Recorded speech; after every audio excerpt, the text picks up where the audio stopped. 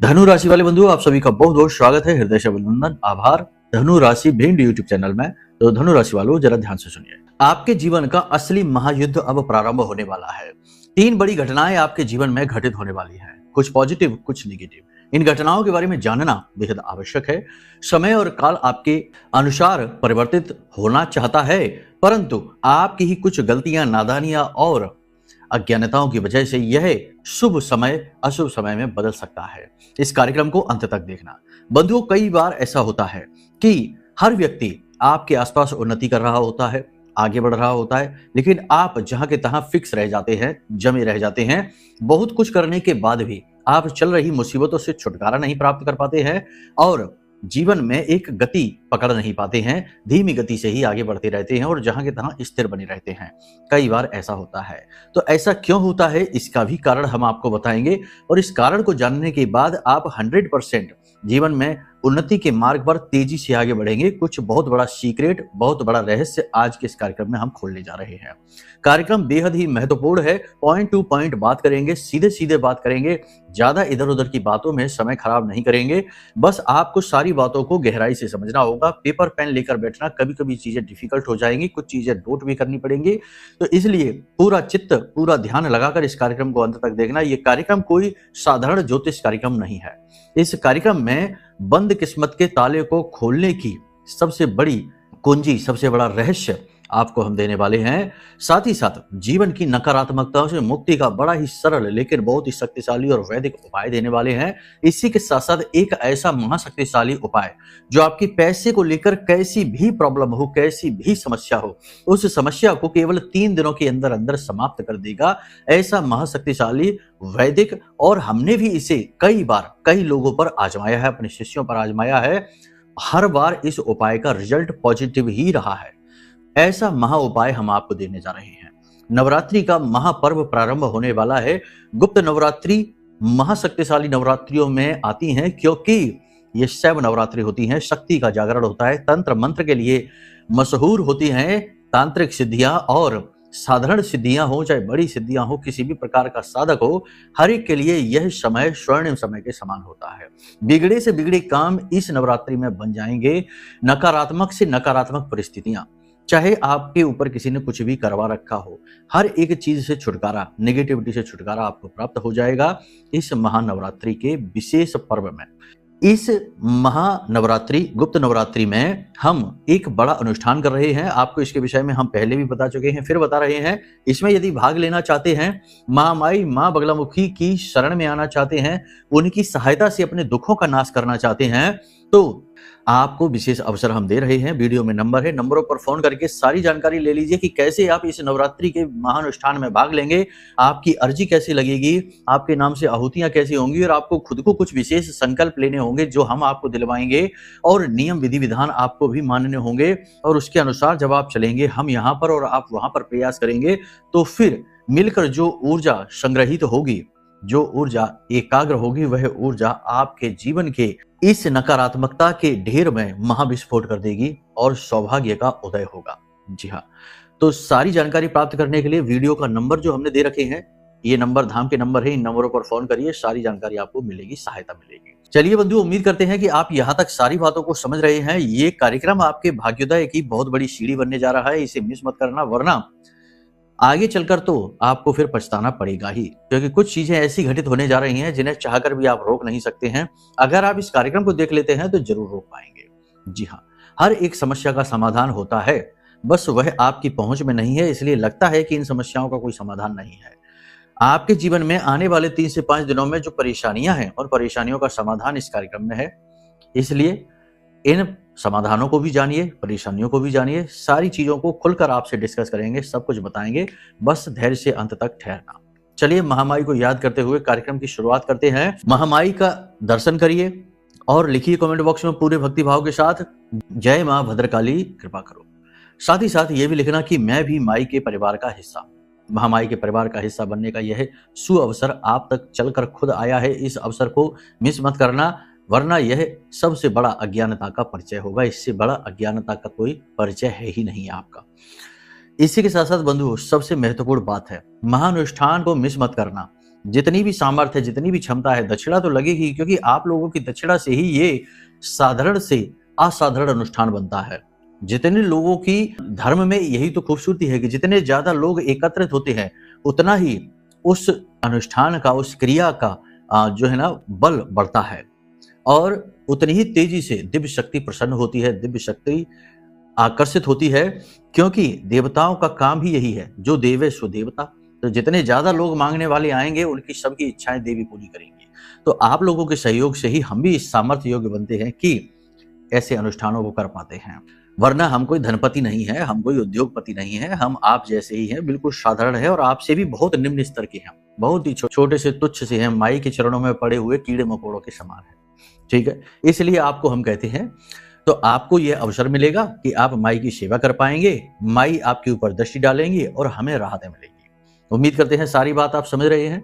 चलिए अब अपने मूल विषय को शुरू करते हैं। बात करते हैं 5 बड़ी भविष्यवाणियों की, फिर 3 बड़ी घटनाओं की बात करेंगे, और साथ ही साथ महा उपाय की, और जीवन में जड़त्व क्यों आता है इसके विषय में भी बताएंगे। जय माई की। बंधुओं, ज्योतिष और तंत्र विद्या के क्षेत्र में आचार्य अमित एक जाना माना नाम है। पूज्य गुरुदेव के साधनाओं और ज्योतिष विद्या के अनुभव बेहद दिव्य है। जी हाँ, पूज्य गुरुदेव ने जिसकी भी कुंडली का विश्लेषण किया और कुंडली के अनुसार उसे सटीक उपाय व महामाई माँ बगलामुखी की विशेष कृपा दी, उसके जीवन में सकारात्मक बदलाव तो आ ही है। फिर चाहे समस्या कितनी ही कठिन क्यों ना हो, समाधान तो अवश्य हुआ है। अब ऐसे में यदि आप भी अपने जीवन की किसी बड़ी समस्या से जूझ रहे हैं, जैसे कि कर्जा बढ़ता ही जा रहा है, काम धंधा और व्यापार सब रुक चुका है, रिश्ते नातों में तनाव हद से ज्यादा बढ़ गया है, पूरा जीवन ही नकारात्मकताओं से भर गया है, तो ऐसे में यही सही समय है जब आप श्रेष्ठ गुरु से मार्गदर्शन प्राप्त करें और जीवन के अंधकार को समाप्त कर दिव्य प्रकाश की ओर कदम बढ़ाएं। वीडियो में दिए गए नंबरों पर तुरंत संपर्क करिए और अपनी कुंडली का विश्लेषण व समाधान पूज्य गुरुदेव के द्वारा करवा लीजिए। देर ना करें, आपके देवी देवताओं के आशीर्वाद से ये मौका खुद चलकर आपके पास आया है, इसे गंवाना नहीं है। अभी फोन करें और गुरुदेव से मार्गदर्शन प्राप्त करें। महामाई आपका कल्याण करें। धन्यवाद। तो अब ध्यान से सुनिए बंधुओं, आपकी सक्रियता बढ़ेगी अपने कार्यों में पूरा करने में। जो भी काम आपको मिलेंगे, आपके काम धंधे, व्यापार है, बिजनेस है, नौकरी है, जो भी काम आप करेंगे उसमें आप पूरी जान लगाएंगे, पूरी मेहनत लगाएंगे। उस काम को सफल बनाने के लिए हर एक योजना और युक्ति का आप प्रयोग करेंगे। कहने का मतलब यह है कि आपके प्रयासों में कोई कमी नहीं रहेगी, प्रयासों में सक्रियता रहेगी। छोटी छोटी सफलताएं भी आपको मिलनी शुरू हो जाएंगी, मुसीबतों से छुटकारे भी प्राप्त होने शुरू हो जाएंगे। एक चीज यहाँ पर हम आपको बता दें कि जो भी मुसीबतें प्रारब्ध बस आपके पास आई हैं और आपकी कुंडली के दोषों के कारण से उत्पन्न हो रही हैं, जैसे कि कुंडली में यदि कोई ऐसा योग बना है, मंगल जैसे कि बद होकर बैठा है, छठे भाव में बैठ गया है, तो जो कर्जा आया वह कुंडली के दोष से उत्पन्न हो रहा है। तो इसमें राहत नहीं मिलेगी। राहत उन कार्यों में मिलेगी जिनमें कि आप निगेटिविटी का शिकार हुए हैं, या फिर ग्रहों की चाल आपके अनुकूल नहीं, आपके फेवर में नहीं, इस वजह से। तो अब गति आएगी जीवन में, क्योंकि इस समय पर आपकी कुंडली में 10वीं राशि में बहुत ही अच्छा योग बन रहा है। सूर्य, चंद्र, बुध, शुक्र और मंगल का यह बहुत ही सुंदर सा मेल हो रहा है। उन्नति ही होगी, ठीक है, लेकिन अच्छाई के साथ बुराई भी होती है। मन में काम वासना बढ़ेगी, लालच में आप आ सकते हैं, आकर्षण आपका गलत चीजों की ओर हो सकता है, अनैतिक कार्यों में भी आपकी रुचि जाग सकती है, और नकारात्मक चीजों की ओर आप तेजी से गति कर सकते हैं, जा सकते हैं। तो कहने का मतलब यह है कि निगेटिविटी आपकी ओर अट्रैक्ट हो सकती है, क्योंकि शुक्र भी बैठे हैं और शुक्र सूर्य के शत्रु हैं। यहाँ पर बुध और शुक्र एक साथ बैठ जाते हैं तो मंगल भी बद हो जाते हैं। जोश में आकर कोई भी कार्य ना करें, होश को संभाल कर रखें। जोश में आकर किया गया कार्य गलत परिणाम ला सकता है, मतलब कि जल्दबाजी में काम ना करें। खर्चा आपका बढ़ेगा, आपकी ओर खर्चा आएगा। कोई अचानक से पैसे की किसी बात को लेकर कोई मांग कर सकता है, कोई सहायता मांग सकता है, कोई बीमारी है या किसी बात की वजह से अचानक से खर्चा आपका होगा, आपकी जेब खाली हो सकती है। जिम्मेदारियों का बोझ बढ़ेगा और इस बोझ के नीचे आप दबे हुए महसूस करेंगे। जीवन की भागदौड़, काम की अधिकता और उलझनों के चक्कर में आप अपने जीवन की मूल सार तत्व, आनंद और खुशी को भूल चुके हैं, इन्हें आप मिस कर रहे हैं। कहने का मतलब यह है कि भले ही आप जीवन में स्ट्रगल कर रहे हैं या कुछ हासिल कर लिया है, कहीं ना कहीं एक निश्चित स्थान पर पहुंच गए हैं, लेकिन कहीं ना कहीं आप अपने आप को दबा हुआ भी महसूस कर रहे हैं, संकुचित भी महसूस कर रहे हैं, बंधा हुआ भी महसूस कर रहे हैं। नई योजनाओं पर आप यहाँ पर कार्य करना प्रारंभ करेंगे, नए बिजनेस आइडियाज पर आप काम करना शुरू कर सकते हैं, और अपनी दुकान, अपना व्यापार, अपने व्यवसाय, अपने कार्यस्थल पर विशेष परिवर्तन कर सकते हैं, साइड इनकम जनरेट कर सकते हैं। कुछ ना कुछ ऐसी युक्ति लगाएंगे जिससे कि आपकी आमदनी बढ़े। इसके लिए आप प्रयासरत रहेंगे। आमदनी बढ़ेगी कि नहीं बढ़ेगी ये तो आने वाला समय बताएगा, लेकिन प्रयास आपके जरूर पॉजिटिविटी के साथ आगे बढ़ेंगे। शरीर के किसी विशेष भाग में लगातार दर्द आपको परेशान करेगा। आपकी मन की ऊर्जा, आपकी कार्य करने की गति के साथ शरीर की गति थोड़ी सी धीमी दिखाई देगी, जिसकी वजह से आपको थोड़ी सी हताशा होगी, यानी आपका शरीर आपका साथ नहीं देगा। आपको अपनी वाणी पर भी पूर्ण नियंत्रण रखना है, अपने व्यवहार को भी नियंत्रित रखना है। यही ज्योतिष का एक बहुत बड़ा सूत्र है जो खुलकर सामने आ जाता है कि जब जब आप अपनी वाणी से नियंत्रण खोते हैं और आप ऐसी चीजें कहना शुरू करते हैं जो कि आपके लिए भी अच्छी नहीं है और जो सुन रहा है उसके लिए भी अच्छी नहीं है। यानी कहने का मतलब यह है कि जब आप किसी व्यक्ति की बुराई करना शुरू करते हैं, पीठ के पीछे उसके मजे लेने शुरू करते हैं, या फिर आप किसी व्यक्ति के बारे में बुरा बोलते हैं क्योंकि उसने भी आपके साथ बुरा कर रखा है, या फिर अपनी ही जिंदगी के बारे में आप बुरा बोलते हैं कि आपकी जिंदगी खराब है, आपकी किस्मत खराब है, आपका ये आपका वो, इस तरीके से बोलते हैं, कोस ना कहते हैं इसको। तो ऐसी स्थितियां जब आप उत्पन्न करते हैं, या फिर एक और स्थिति है जिसमें कि असभ्य वाणी हो जाती है, तो इन सारी परिस्थितियों के चलते जब आप इस तरह के शब्द, वाणी और शैली का प्रयोग करते हैं तो आपके एक नहीं कई कई ग्रह खराब होते हैं। सबसे पहले तो बुध की ही बात करें, क्योंकि वही तो वाणी है और वही बुद्धि और व्यापार भी है। तो आपने ये चीज नोटिस की होगी अपने जीवन में कि जब जब आपकी वाणी भ्रमित होती है तब तब आपकी बुद्धि भी भ्रमित हो जाती है। कहने का मतलब ये है कि वैसे जब तक आप मौन रहते हैं, शांत रहते हैं, तब तक आपकी बुद्धि एकाग्र रहती है, कम बोलते हैं तो आप बेहतरीन परफॉर्मेंस देते हैं, बहुत अच्छा काम करते हैं। लेकिन जैसे ही आप ज्यादा बोलना शुरू करते हैं तो आपका फोकस अपने कार्यों से हटने लगता है, और जब आप निगेटिव बोलते हैं तो आपकी बुद्धि की निर्णय लेने की क्षमता कमजोर होने लगती है। और फिर जब लंबे समय तक ये क्रिया चलती है तो व्यापार, इसीलिए तो बुध को वाणी बुद्धि व्यापार कहा गया। जिसका बुध खराब हो जाएगा उसका शुक्र अपने आप खराब हो जाएगा, अच्छा हो ही नहीं सकता। और शुक्र और बुध जिसका खराब है उसका गुरु और शनि भी खराब हो जाता है, क्योंकि यहाँ से न्याय, यहाँ से धर्म प्रारंभ होता है। और जिसका बुध और शुक्र खराब है वह कहीं ना कहीं गलती करेगा, गलत कार्य करेगा, किसी को पीड़ा पहुंचाएगा, किसी को दुख देगा, वाणी से दुख देगा, कर्मों से दुख देगा, अनैतिक कार्यों की ओर जाएगा, तो धर्म बीच में आएगा और उसे फिर इस धर्म से जूझना पड़ेगा। यानी कि गुरु और शनि न्याय करता है, आपका न्याय करेंगे और आपको पीड़ा पहुंचाएंगे। तो बहुत सारे ग्रहों की खराबी शुरू हो जाती है केवल असभ्य बोलने से या गलत बोलने से। कभी भी जिंदगी में अपने बारे में गलत न सोचना, न बोलना। देखिए ऐसा है, अपने आप को दोषी न मानिए, अपने आप को शोषित महसूस न करिए। आप अपनी तरफ से पूरा प्रयास कर रहे हैं, फिर भी चीजें यदि आपके जीवन में नहीं आ पा रही हैं, आपको नहीं मिल पा रही हैं, तो इसके लिए और हजार चीजें हैं जो अवरोध का कारक बन सकती हैं। तो इसके लिए आप जिम्मेदार थोड़े ही हैं। आपने तो अपनी तरफ से अपना कर्म कर दिया, अपना प्रयास कर दिया। और भी कई चीजें हैं जो अवरोध का कारक बनती हैं। कभी कभी कुंडली के ग्रह नक्षत्र योग ऐसे बनाते हैं, कभी कभी पितृ पूर्वजों की कृपा आशीर्वाद नहीं होती, देवताओं की कृपा आशीर्वाद नहीं होती, कभी कभी किसी अन्य व्यक्ति की कुदृष्टि और कुबुद्धि की वजह से या किसी अन्य की बेवकूफी की वजह से आपको सजा मिलती है। तो ये सारी चीजें एक साथ तालमेल में बैठे बहुत ही अनुकूल हो जाए, इसकी परिस्थिति बनाने में भी समझदारी बहुत ज्यादा चाहिए। और जब तक वह समझदारी विकसित नहीं होती, यानी कि स्पिरिचुअल मैच्योरिटी डेवलप नहीं होती, तब तक आप परेशान हैं। स्पिरिचुअल मैच्योरिटी कैसे डेवलप होती है कि आप अपनी ऊर्जाओं को सही तरीके से अलाइन कर पाए, चीजों का तालमेल सही बैठा पाए और ऊर्जाओं के स्तर को इतना उच्च स्तर तक पहुंचा दें कि कोई आपको हानि ना पहुंचा पाए। किसी की कुबुद्धि, किसी की गलती और किसी के द्वारा किए गए गलत कार्य का सजा, पनिशमेंट आपको ना मिले। ये भी हो सकता है, लेकिन इसके लिए आपको बहुत ज्यादा मैच्योर होना पड़ेगा। मैच्योर का मतलब ये है कि आपके ऊपर चीजों का असर ना के बराबर हो। कोई कुछ कह रहा है, किसी ने कुछ कर दिया, किसी ने आपके बारे में कुछ बोल दिया, इन बातों का प्रभाव आपके ऊपर ना हो। कोई आपके साथ हो या ना हो, आप अकेले चलने का सामर्थ्य रख सकें। कोई आपसे खुश है, कोई आपसे नाराज है, इन सब चीजों का फर्क पड़ना आपके ऊपर बंद हो जाए।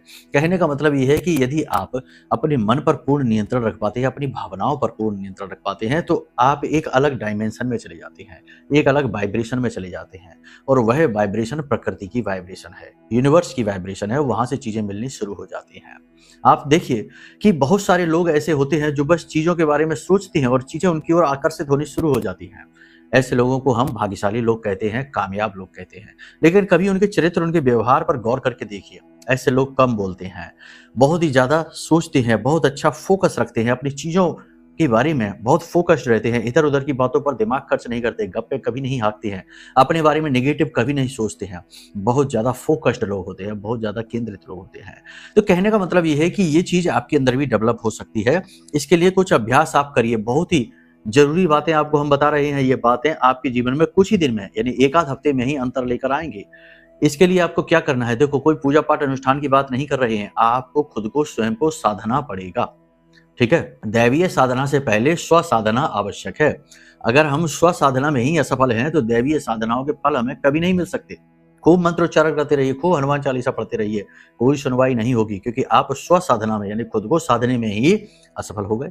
ये बिल्कुल वैसा ही है कि अगर आप अपने घर को ही संभाल नहीं पा रहे तो देश और राज्य को क्या संभालेंगे? कहने का मतलब ये है कि अपनी स्वयं की साधना करिए। तो स्वयं की साधना आप कैसे करेंगे? श्वास के माध्यम से।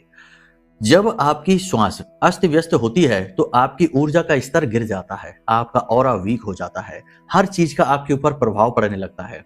सर्दी गर्मी बरसात हर चीज आपको प्रभावित करती है, छोटी छोटी चीजें आपको दुखी बनाती हैं, छोटी छोटी चीजों में आप खुश होने लगते हैं, यानी बहुत ही हल्का स्वभाव हो जाता है, हल्का चरित्र हो जाता है, विचार भी हल्के ही आते हैं और जीवन अपना बोझ लगने लगता है। तो कहने का मतलब यह है कि श्वास को संभालिए। जो भी व्यक्ति रीढ़ की हड्डी सीधी करके बैठते हैं और जिनकी श्वास गहराई तक जाती है यानी उनके नाभि क्षेत्र तक जाती है, ऐसे व्यक्तियों का श्वास संतुलित होता है, जिससे उनका प्राण संतुलित रहता है, जिससे उनकी इम्यूनिटी बढ़ती है और स्पिरिचुअल ग्रोथ होती है। ठीक है, तो प्राणायाम इसका सर्वश्रेष्ठ समाधान है। प्रतिदिन आप नियम ये बना लीजिए कि जब भी आप सुबह सोकर जागें तो पहली चीज तो आप ये करिए कि कम से कम आधे घंटे के लिए किसी से एक भी शब्द बात ना करिए, फोन भी उठाकर मत देखिए, किसी भी कार्य को ना करिए, बस चुपचाप मौन होकर अपनी आज्ञा चक्र पर अपना ध्यान लगाइए या अपनी दैनिक गतिविधियों को करिए, दैनिक कार्यों को करिए, जो भी करते हैं आप सुबह अपना जो भी है पानी पीना है, जो भी कुछ है नित्य कर्म जो अपने हैं वो करिए आप, लेकिन मौन रहिए। और मौन मन से मौन है, ये नहीं कि बस मुख से तो मौन है और इशारों में बातें कर रहे हैं, ये कर लो वो कर लो, इसको जगा रहे ये कर लो, नहीं, मन से मौन रहिए। उस समय दुनिया से डिस्कनेक्टेड हो जाइए, आप हो, बस आप हो और कोई नहीं है, ठीक है ना? तो मौन जो उस समय का है वह आपकी चेतना को ऊपर उठाएगा। याद रखना, मौन जो है ना एक बहुत बड़ी शक्ति है, इसीलिए तो मौन को हिंदू धर्म में एक व्रत की तरह लिया जाता है, सिद्धि की तरह लिया जाता है। केवल कुछ नहीं किया, किसी ने मंत्र उच्चारण नहीं किया, कुछ नहीं किया, केवल कुछ वर्षों तक कुछ समय तक मौन रहा, उसी से उसे सिद्धियां हासिल हो गई, देवताओं की कृपा प्राप्त हो गई केवल मौन रहने से। तो मौन रहने में बहुत ज्यादा आध्यात्मिक बल भी लगता है, बहुत मैच्योरिटी भी लगती है, वरना मौन रहने वाले तो ऐसे बहुत सारे घूम रहे हैं जो है तो मौन, लेकिन कागज पर लिख लिख कर ना जाने कितनी राम कथाएं सुना दे रहे, हमको ये चाहिए, हमको पानी चाहिए, हमको डिस्टर्बेंस ना करो, हमारे फोन यहाँ से ले जाओ, ये ड्रामा है, ऐसा वाला नहीं, ठीक है? असली वाला मौन रहिए, आधे घंटे रहिए, 15 मिनट रहिए, उससे आपको बहुत शांति महसूस होगी, ठीक है? दिन का एक बेहतरीन शुरुआत होगा। फिर उसके बाद नित्य कर्म से मुक्त होकर खुले वातावरण में बैठ जाइए, छत पर जाइए, बालकनी में जाइए और प्राणायाम अवश्य करिए, यानी गहरी गहरी सांसें लीजिए, 10 से 12 गहरी गहरी सांसें, अनुलोम विलोम अवश्य करिए, छोटे छोटे योग अभ्यास जो भी आपको आते हैं, और उसके बाद कम से कम आधे घंटे के लिए आंख बंद करके बस एकाग्र बैठे रहिए, बिना शरीर को हिलाए। विचारों को उस समय तक पहुंचते पहुंचते विचार आपके अपने आप ही मंद हो जाएंगे, विचारों को दूर रखने की कोशिश करिए, किसी भी विचार के साथ जुड़िए नहीं, चिपकिए नहीं, जो भी विचार आए सोच लो कि जब जाएंगे तब देखा जाएगा, ऑफिस का विचार आया, ऑफिस में जब जाएंगे तब देखा जाएगा। इस तरह से यदि आप 6 दिन तक 7 दिन तक जीते हैं और 6-7 दिन तक पॉजिटिव रहिए, जो भी कुछ जीवन में चल रहा है चाहे कितना ही बुरे से बुरा क्यों ना हो। आपने वो राजा वाली और उसके सेनापति वाली कहानी सुनी थी जिसमें कि राजा के पैर की उंगली कट जाती है, इसमें उनका जो मित्र होता है वही उनका सेनापति भी होता है, वह कहता है कि महाराज अच्छा ही हुआ, कुछ ना कुछ भगवान ने इसके पीछे भी अच्छाई सोच रखी होगी। राजा को गुस्सा आ जाता है और वह अपने मित्र को, अपने सेनापति को बंद करवा देता है जेल में, कह देता है कि तुम कैसे मित्र हो, हमारी तो पैर की उंगली कट गई और तुम कह रहे हो कि इसमें भी कुछ अच्छाई होगी, इसका मतलब कि तुम्हें हमारी बुराई में अच्छा दिख रहा है तो तुम हमारे मित्र नहीं हो, ऐसा अपने मन में सोचता है, जैसे साधारण लोग सभी सोचते ही है। उसे जेल में डलवा देता है। कुछ दिन बाद राजा शिकार करने जाता है, जंगल में खो जाता है और जंगली लोग उसे पकड़ लेते हैं और अपनी देवी वन देवी को बलि देने के लिए तैयार कर लेते हैं। बाद में देखते हैं कि उसके तो पैर की उंगली कटी हुई है, तो खंडित की तो बलि नहीं दी जा सकती, उसे छोड़ देते हैं और वहां से भगा देते हैं।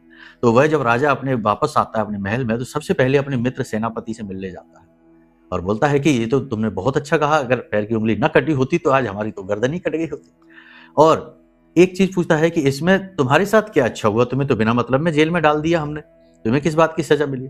तो सेनापति कहता है कि महाराज, अगर आज आप यहाँ बचकर आ गए हैं, अगर हम आपके साथ होते, क्योंकि जेल में ना होते तो हम आपके साथ वन में गए होते शिकार करने, तो हम भी खो गए होते, तो आज हमारी बलि चढ़ चुकी होती। तो जो भगवान करते हैं अच्छे के लिए ही करते हैं, इसी भाव के साथ दिन को जिए। ठीक है, ये सर्वश्रेष्ठ भाव है। ये सारी बातें आपको कोई बताएगा नहीं, जो बता रहा है उसका मान रखिए, सम्मान रखिए, उल्टे सीधे कुतर्कबाजी नहीं करना है। ठीक है, जो भी बातें हम बताते हैं पूरे भाव के साथ बताते हैं, और ना केवल आपको कि 5 दिन की भविष्यवाणी दे दी, नहीं, जीवन भर का ज्ञान देना है, जीवन भर का अध्यात्म देना है, जीवन भर की दैवीय कृपा देनी है, यही गुरु का काम होता है। ठीक है ना, फॉर्मेलिटी नहीं। अब जल्दी से बात करते हैं उपाय की, समाधान की और कुछ और भविष्यवाणियां। इलेक्ट्रॉनिक चीजें खराब होंगी, खोएंगी, संभाल कर रखना। कोई कीमती सामान भी खो सकता है, ज्वेलरी आभूषण वगैरह है, इसे भी संभाल कर रखना। जो मशीनरी का कार्य करते हैं उनकी मशीनें जल्दी जल्दी खराब होंगी, थोड़ा इस पर गौर करना। और कोई आपसे पैसे उधार मांग सकता है, थोड़ा सा ध्यान देना। परिवार के बड़े बुजुर्गों की सेहत, खास तौर से स्त्रियों की सेहत खराब हो सकती है, इस पर थोड़ा ध्यान देना। बजट संभाल कर रखना, आने वाले समय में आपको पैसे की आवश्यकता है। बहुत ही जल्दी नौकरी में है तो प्रमोशन मिलने वाला है, व्यापार में है तो उन्नति मिलने वाली है, अपॉर्चुनिटी आ रही है। हालांकि इस समय कुछ परेशानियां हैं जो आपको लगातार पीड़ित कर रही हैं, जैसे कर्जे की परेशानी है, बिजनेस में किसी प्रकार का कोई तनाव चल रहा है, स्ट्रेस चल रहा है ये, और किसी प्रकार का कोई कोर्ट केस वगैरह है ये। तो ये सारी चीजें धीरे धीरे समाप्त हो जाएंगी, अच्छा समय आ ही गया है, इसका लाभ ले लीजिए। यहाँ तक सारी चीजें आपने समझ ली है। अब सबसे बड़ी बात यहाँ पर हम बता दें कि जो बातें बता रहे हैं वो तो कुंडली के अनुसार बता रहे हैं, जो गोचर चार्ट है उसके अनुसार, जन्म पत्री के अनुसार नहीं। जन्म पत्री की परिस्थितियां इसके उलट हो सकती हैं। तो अगर अचानक से जीवन में दुख आ गया है, या फिर आप लंबे समय से किसी पीड़ा से परेशान चल रहे हैं, तो इसके कारण हो सकते हैं कोई महादशाएं, अंतर्दशाएं या कुंडली के पाप ग्रह योग। सारी चीजों को आप जान सकते हैं। आप अपनी कुंडली का आकलन करा लें, हम आपको सारी चीजें बताएंगे और आपको श्रेष्ठ समाधान भी दे देंगे। इसी के साथ साथ जीवन भर की सुरक्षा और महामाई का आशीर्वाद प्राप्त करना है तो वर्षों वर्ष का अनुष्ठान करिए, या फिर हमने जो मेहनत की है, माई की जो कृपा, थोड़ी मोड़ी कृपा हासिल कर पाई है, उस कृपा को हमने इस महारक्षा कवच में भर दिया है।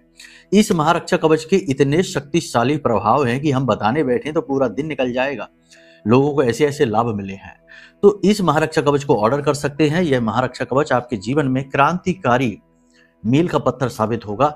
आपके जीवन में जैसे ही जाएगा वैसे ही आपको लाभ मिलने शुरू हो जाएंगे। इसे मंगवा सकते हैं। अब बात करते हैं उपाय की। देखो, बात जब हो ही रही है कि अपने आध्यात्मिक उन्नति को कैसे हासिल करना है, तो इसके लिए एक अच्छा सा उपाय दिए देते हैं। 3 दिन वाला धनोपार्जन का विशेष उपाय अगले कार्यक्रम में। कार्यक्रम लंबा हो चुका है। सबसे बड़ी बात यहाँ पर आपको ये करना है कि सुबह के समय जो भी आप जल पिए, ठीक है, उस जल को देखें और उस जल में देखते हो, क्योंकि जल जो होता है ना, ऐसा कहा जाता है कि जल की अपनी याददाश्त होती है और जल की अपनी एक विशेष ऊर्जा होती है, वाइब्रेशन होती है। इसीलिए तो संकल्प लें तो जल चाहिए, शुद्धिकरण करना है तो जल चाहिए, श्राप देना है तो जल चाहिए। ऋषि मुनि अपने कमंडल में अपना खुद का जल लेकर घूम रहे हैं, किसी के घर का नहीं पी रहे हैं। तो जल बहुत ही महत्वपूर्ण है, जल ही जीवन है। तो क्या करना है, अपने लिए पानी खुद के लिए सिद्ध कर लीजिए। कैसे करना है, रात्रि को जब आप सोएं तो अपने बिस्तर के नीचे किसी कांच के, तांबे के पात्र में जल भर के रख लीजिए और उसमें थोड़ी सी 1 चुटकी हल्दी डाल दीजिए। ठीक है, हल्दी गुरु है और जल जो है वो चंद्रमा है, गजकेसरी योग बन जाता है। साथ ही गुरु हर प्रकार की सिद्धि के कारक होते हैं। जल में डालकर और ढककर रख दीजिए अपने सिरहाने। उसके बाद सुबह जब सोकर जागे तो उस जल को देखिए और उस जल में अपनी इच्छा मनोकामना को मांगिए कि आज हमें बहुत अच्छी नौकरी मिल जाएगी, आज हमें बहुत अच्छी नौकरी मिल जाएगी। इस प्रकार से मन में बोलना है 2-4 बार और उसके बाद मन ही मन इस मंत्र को बोलना है, ओम क्लीम, ओम क्लीम, ओम क्लीम। और जितनी बार भी ओम क्लीम बोले उतनी बार उस जल में फूंकना भी है, ऐसे करके। यानी कि मन में बोलिए, मुख से ना बोलिए, शुद्धिकरण की अवस्था का वो रहेगा यहाँ पर अवरोध। तो मन में बोला और उसके बाद फूंक मारिए और उसके बाद उस जल को पी जाइए। यह जल आपने जागृत कर लिया है, अभिमंत्रित कर लिया है।